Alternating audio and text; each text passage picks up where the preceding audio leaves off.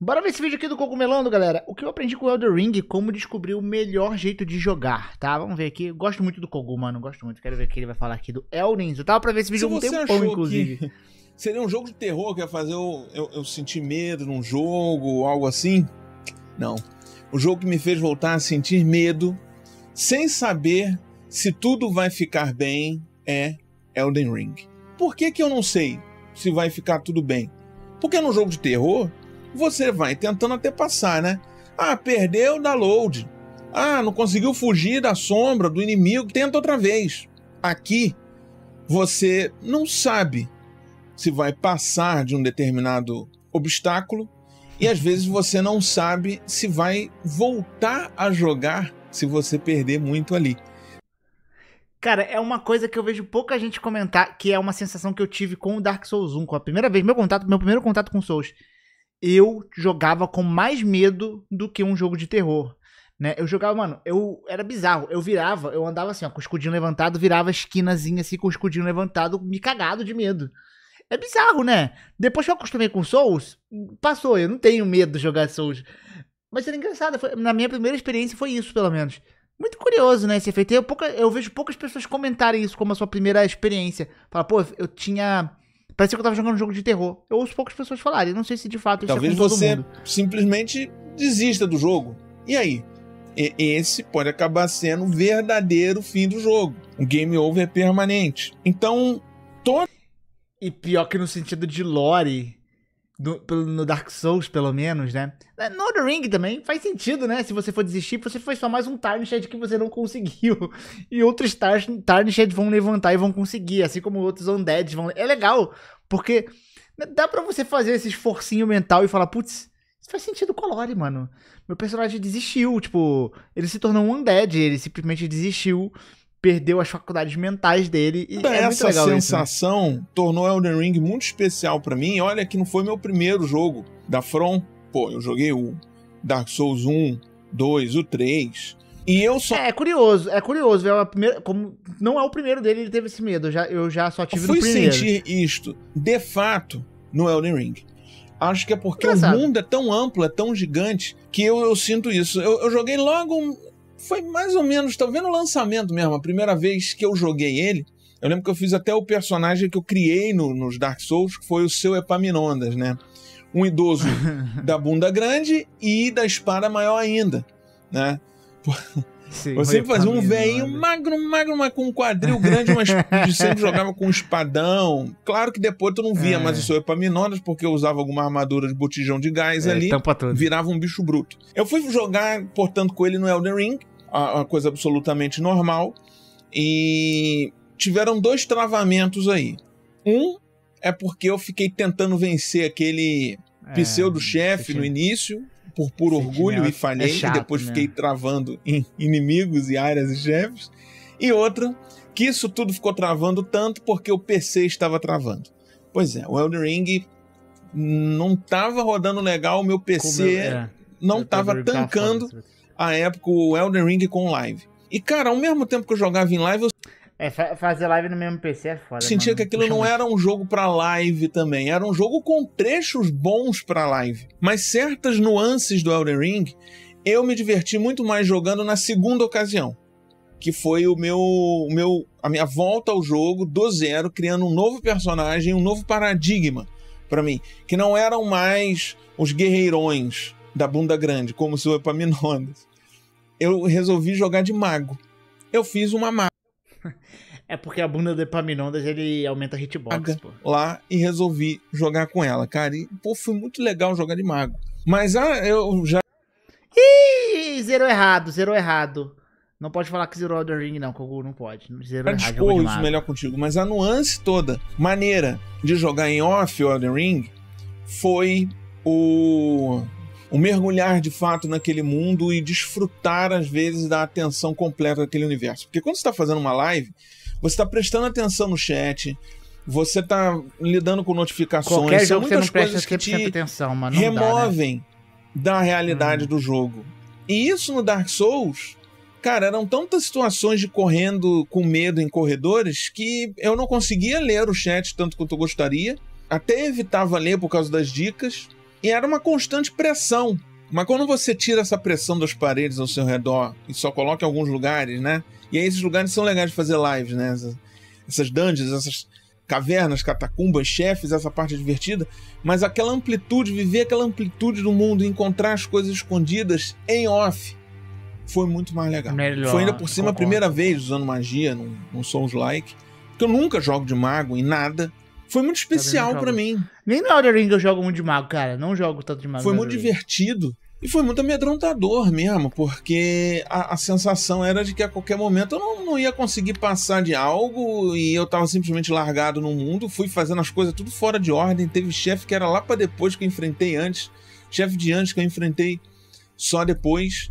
Né? E, inclusive, você me cobra aqui no vídeo, eu não posso esquecer que no final eu vou te dizer qual é o melhor jeito de jogar esse jogo. Não é a melhor versão. Não é a melhor versão. É o melhor jeito de jogar esse jogo. Até porque em breve estará no Switch 2. Então é importante que você saiba isso, porque aqui no canal a gente tem essa perspectiva de humano para humano, de pessoa para pessoa, de gente comum para gente comum.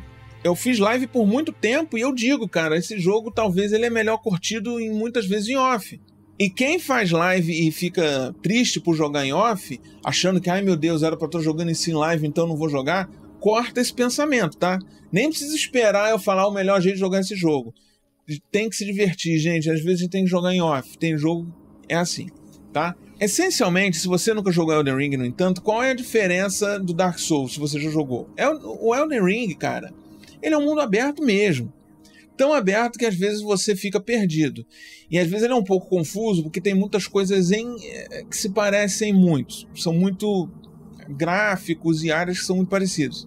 Já o Dark Souls, ele tem uma lógica até meio metroidvaniana, assim, Ele é um mapa fechado, cara, que você vai conectar em pontos com ele, vai criar atalhos. Sem contar que o level design do 1 é bem massa. Claro, né? que tem uma progressão, você acessa novas áreas, mas essas áreas, via de regra, elas se reconectam com tudo. Então no Elden Ring você tem um mundo para explorar. Você tem um personagem inteiro com capacidades para você descobrir. E, cara, é impressionante. Sempre tem algo em qualquer canto, cara. E o jeito... É um sentimento que às vezes eu tenho aqui em São Paulo, é muito grande, né? Aí, às vezes eu peguei, pô, o Maps deu esse outro caminho. Aí, pá. Aí quando eu saio ali, eu falo, ih, cara, eu saí aqui, moleque. É o mesmo sentimento que Dark Souls dá. Você tá lá pra abrir... Ih, saí aqui, mano. O game lida com a estamina foi muito bom, porque a estamina vai recuperando sozinha, não é punitiva nas zonas de exploração, recuperando sozinha numa boa velocidade. Então você, quando está explorando sem inimigos, é livre. E quando você está numa área mais de enfrentamento, aí o jogo puxa de volta as limitações para tornar o combate divertido, né? E essa coisa de me perder no mundo já me colocou num pensamento de querer pegar tudo, que é um pensamento muito ruim para se ter num jogo, você de cara já querer pegar tudo. Mas é ao mesmo tempo a mesma sensação de você sentar num restaurante, pedir um hambúrguer, por exemplo, dar as 3 primeiras mordidas, pegar as batatinhas que estão em volta do prato e você já pensa, putz, eu já vou pedir outro. Eu sei que eu vou comer outro. Às vezes, no final do primeiro hambúrguer, você já tá até satisfeito, você não aguenta um segundo. Mas ali naquele começo você quer. É isso que eu tive com o Elden Ring. E até um aplicativo eu arrumei. Um aplicativo que eu botei num tablet. O Map Genie, ele ajuda. Ele dá uma ajuda legal pra você pegar umas paradas. Botei assim. do lado e tu aperta lá... desmarca e marca o que você já pegou. Então, assim, eu fui pra pegar tudo mesmo porque eu achei isso legal. Como que eu dividi o Elden Ring na minha jogada? Quando eu estava de folga, quando eu estava de boa com tempo, eu queria fazer os chefes. Eu queria fazer o que eu julgava a história principal. Quando eu não tinha tanto tempo, tipo fim de expediente, só tinha ali 1 horinha e pá, um tempo curto, aí eu ia pegar coisa. E até eu procurava mesmo, eu olhava no aplicativo e ia lá procurar, porque o aplicativo é um mapa, né? Não é tão visível. Mas eu seguia ele, ficava procurando e pegava as coisas, enfrentava chefes menores, assim. Eu dividi dessa forma, em pequenas coisas e jogava bastante quando eu tinha tempo. E aí nessa, ainda assim, eu não encontrei tantos equipamentos. Pô, tem que eu não jogo Elden Ring, eu tô tanto no Night Ring que eu tô ficando com saudade do Elden Ring base. E eu vou estranhar quando voltar, quanto eu gostaria, cara. Também porque meio que eu juntei um set lá que eu nunca mais troquei. Por um bom tempo isso daí foi tudo que eu usei no game. Uma coisa ou outra que era substituída. E quando você joga de mago no Elden Ring, você tem que explorar muita coisa, porque as magias estão espalhadas pelo jogo, cajados que são raros de encontrar, é difícil ter cajado, tá fora do mapa, assim, mais óbvio, né? Estão em áreas mais fechadas, às vezes nessas áreas fechadas, nessas áreas piquititinhas, assim, que é fácil de perder, tu ainda encontra um chefe. Então isso tudo, cara, ao jogar fora de ordem, que também te faz se sentir como alguém perambulando por aquele mundo, né? Sim, você fazer tudo numa ordem detonadória ali, né, de detonado, assim, deve ser meio ruim. É bem gostoso você explorar, e aí, é tipo assim, você vai comendo ali a comidinha, blá, blá, blá, blá, e aí depois, você vai vendo o que você faltou raspar do prato. Aí você vai lá, deixa eu dar uma olhada no mapa, deixa eu fazer tal coisa, né? Porque aí tem coisa que, às vezes, mais que você fica explorando, você às vezes não acha, né? Mas é bem gostoso você explorar por conta própria, assim, né? Até você achar que explorou o suficiente, aí você vai atrás do que você acha que não encontrou. Cheio de penhascos, certamente, né? Caraca, quanto chefe com penhasco, né? Mas e uns obstáculos legais, assim, na luta. Parece até rua interditada, às vezes, né? Tanta madeira no meio da frente. Eu não sei se eu gosto dos penhascos, mas eu gosto dos chefes. Quem gosta de penhascos? Chefes eu gostei. Não tem como. Odiava os chefes quando eu ficava naquela atuação de Jack Chan, procurando um item, porque às vezes usava o comando errado, o atalho errado, e ficava procurando o item, não achava, e aquilo era suficiente às vezes para acabar com a minha tentativa. Né? E fiquei muito feliz quando eu descobri como configurar a segunda camada dos atalhos, quando eu descobri que determinadas poções que aumentam força, que curam, tudo mais, não eram limitadas. Você montava ela e achava as coisas e aquilo ficava melhor e tal. Achei isso o máximo, uma grande adição. Mas acho que nessa brincadeira toda tiveram alguns pontos negativos. Sempre tem, gente, pelo amor de Deus, não tem jeito. Por mais que Elden Ring seja um jogo do ano, talvez essa seja a maior crítica, e a única crítica contundente de verdade que eu tenho ao Elden Ring é o fato das dungeons serem repetidas. Tem muita catacumba repetida. É o maior calcanhar de Aquiles de Elden Ring, cara. Essa grande repetição de dungeons e bosses, né? É muito quantitativo. Tanto que na DLC eles mudaram um pouco, né? Eles falaram, vamos fazer menos dungeons. E eu confesso que, ao mesmo tempo, eu fiquei com saudade das dungeons aleatórias, assim, meio genéricas. Eu falei, putz, eu queria ter mais dungeon. Mas eu acho que eles podem mesclar um pouco isso, né? Sei lá, pegar 3 dungeons que seriam aleatórias, transformando numa dungeon melhorzinha, maior, mas ainda manter algumas genéricas. Tem muita assim. Área do mapa, conforme eu te falei, repetida, parecida. Pô, isso daí, cara, e não para por aí, né? Tem os chefes também, né? Repetição ali de uns chefes, cara. E isso pode levar a uma estafa. E o Elden Ring é um jogo que muita gente abandona, porque você já tem a dificuldade. Se você tiver uma espécie de repetição, as pessoas vão encher o saco mais rápido.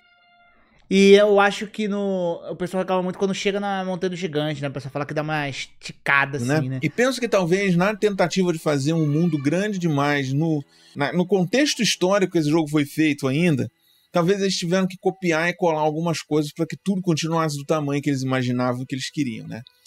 Essa parte é a maior crítica que eu tenho, mas eu perdoo isso tudo porque eu nunca vi até então um jogo mundo aberto deste jeito. Mesmo com tanta morte, é um mundo aberto que, apesar de tudo, é muito vivo e que te quer muito morto. E não tem nenhum nível de facilidade no game pra te ajudar, tá? Não tem easy mode, não tem, cara.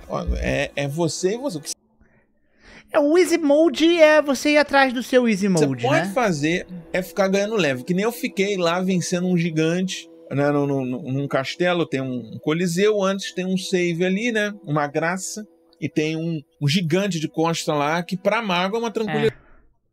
Esse aí tem o farm do dragãozinho lá, que dá pra você dar uma bugada também. Na verdade, matar ele dava, sei lá, umas 1000. E eu fiquei repetindo aquilo ali em nome da paciência. E mais do que ser mais um jogo com mundo aberto, que teve muito mundo aberto nessa época, ainda relativamente tem, é um novo mundo aberto para todos os jogos. Porque esse jogo, ele sai na frente também por uma coisa em relação a outros, por causa da estética. Eu diria que o Elden Ring até é uma prova de que direção de arte importa muito e muito mesmo, cara. Porque a direção de arte não é fazer cenário bonito. Direção de arte é fazer um cenário estético e quando tem que ser impactante, impactante. Porque o mundo do Elden Ring é muito fácil ser chato. Se você não tiver uma direção de arte boa pra fazer aquilo do jeito direito, cara, vira um baixo astral. E o Elden Ring tem baixo astral do jeito certo. É um mundo decrépito, ferrado, sem esperança. Isso foi muito bem feito. Você quer desvendar os muitos segredos, os muitos chefes, os muitos caminhos. Inclusive tem muitos personagens legais que você encontra na jornada, personagens pequenos. Tem um cara até que, se você acaba com ele, tu ganha uma daquelas sementes pra poção, mas eu preferi não fazer. E aí você faz umas quests e tal. E tipo, tinha um cara escondido num barril, meu irmão. O cara era um barril, não é que tava... Eu não quero estragar pra você, mas o cara tava escondido ali.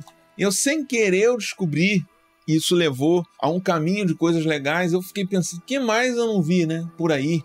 Justamente quando tu começa o jogo, já tem um segredo ali. Cara, você vai pra um corredor de armadilhas que é uma coisa absurda. E tem um chefe lá que a primeira vez me deu trabalho. Quando eu reenfrentei uma cópia dele, foi tranquilo, foi mais tranquilo. Inclusive o jogo nem considerou muito como chefe essa outra versão dele. Então é uma coisa assim fantástica. Às vezes você tá andando do nada, tem uma invasão ali, né? De uns personagens assim. Eu lembro de uma maga que ficou me azucrinando numa determinada torre. Eu tenho uma lembrança muito dolorosa de uma lesma que vira essa parte aí. Guerreiros, assim. Caraca, esse chefe me deu muito trabalho. Aí fica tocando o sininho lá. Então são coisas que você desvenda e tudo que você vai atrás porque é um mundo muito interessante. E todos os chefes têm um jeito de aprender. É impressionante como alguns funcionam melhor você estando perto ou longe. Porque você às vezes jogando de mago e fica de longe, o jogo sabe que você vai fazer isso. E ele acaba com você. Mas... É o Crisol, mano. O Crisol só fica assim, ó, olhando pra você. Você vai beber esse êxtase aí, amigo? Vai beber esse êxtase aí? Aí você pega o êxtase, opa! Vai, mas teve um chefe em particular que eu fiquei praticamente dentro dele dando ataque. E ele não sabia como reagir. Isso é muito bom, cara. E é muito interessante aqui que nem todo chefe é um bicho gigantesco numa sala separada. Eles misturam o ambiente. Teve um cara, assim, perto desse maluco invisível que eu descobri, eu cruzei uma ponte e tinha um maluco lá, um cara que batia muito forte, mas o inferno naquela luta era os cachorros que ajudam ele, que atrapalhava a minha vida e ele acabava comigo. Então todo lugar tem um segredinho, tudo tem um elevador.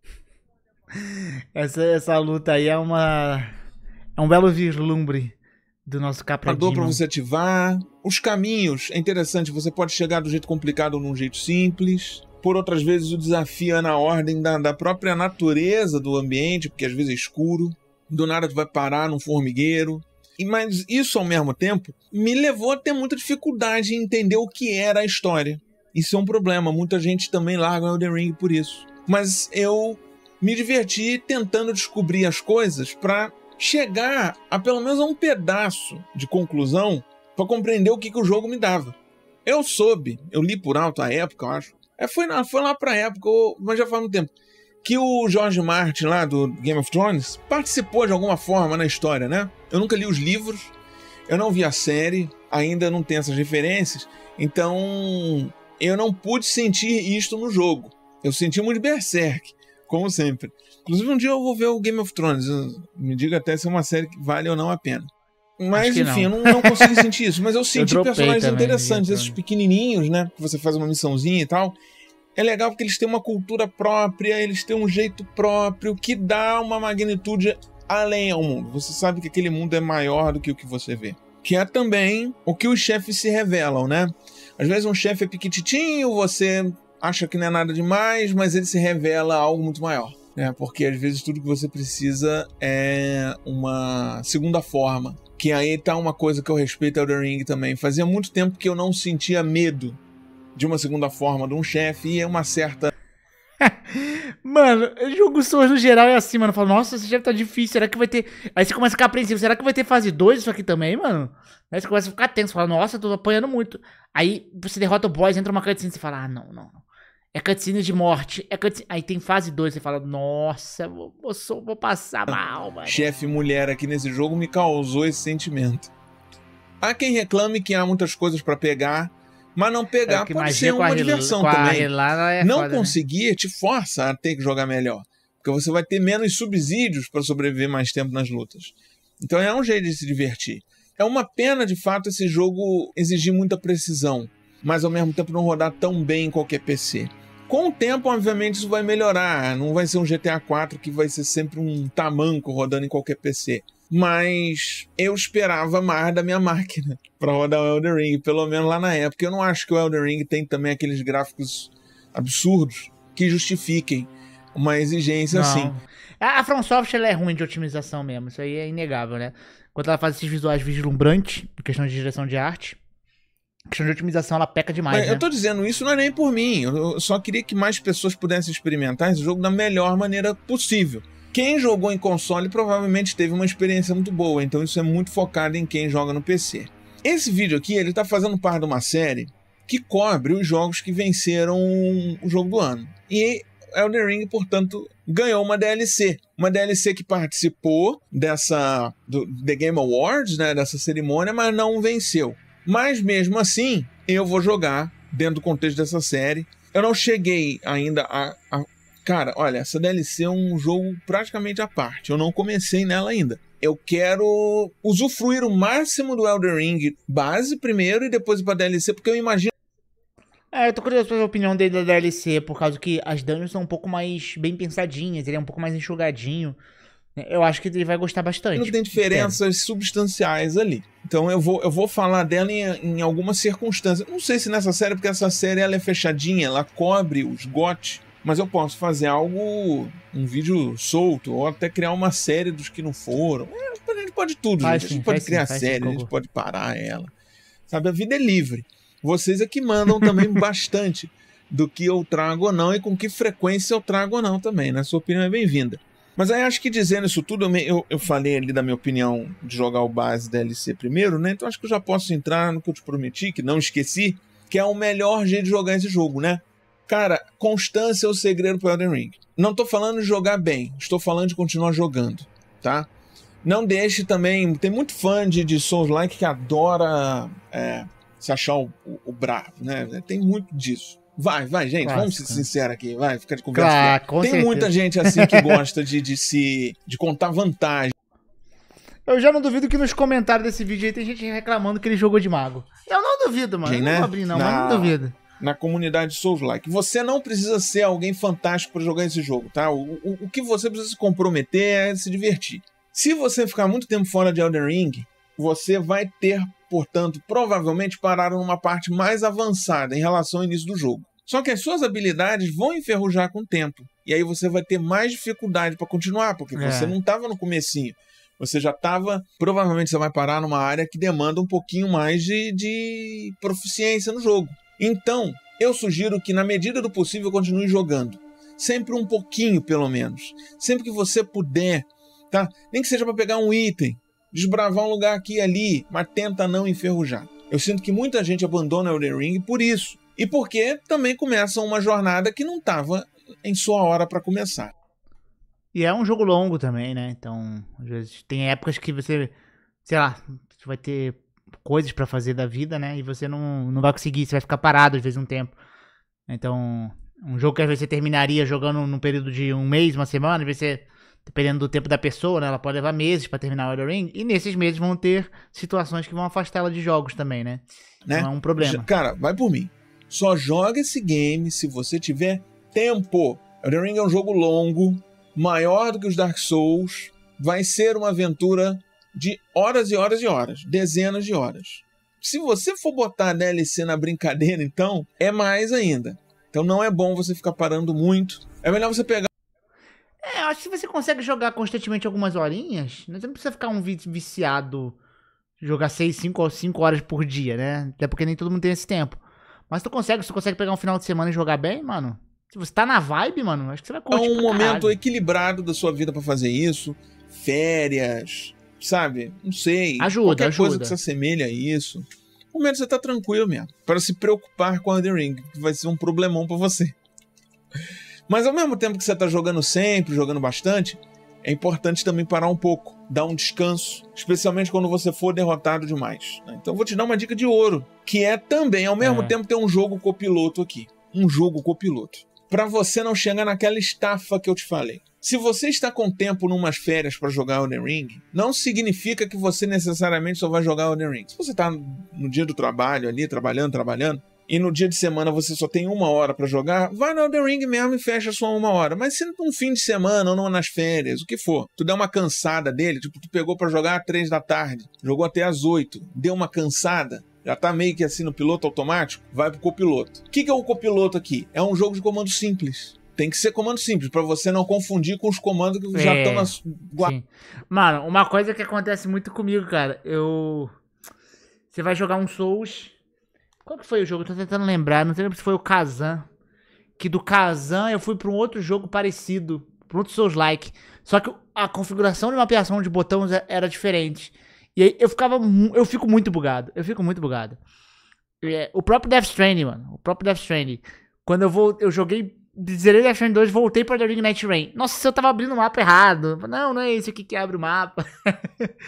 Não é isso. No Death Stranding é muito mais devagar. É engraçado, né? Aí realmente você tem que jogar um negócio um pouco de um nicho. É um nicho até diferente. Na sua memória muscular, os do Elden Ring. Porque senão, se você for jogar um complicado, quando você voltar pro Elden Ring, você vai tá ali guardado na tua memória muscular o comando do jogo. Então tem que ser uma coisa simples. Pra dar aquela aliviada e depois tu volta no Elden Ring. E se você ficar preso no chefe todo esse tempo, volta pro jogo copiloto e vai. Vai dividindo assim. Funciona bem. E aí aquela...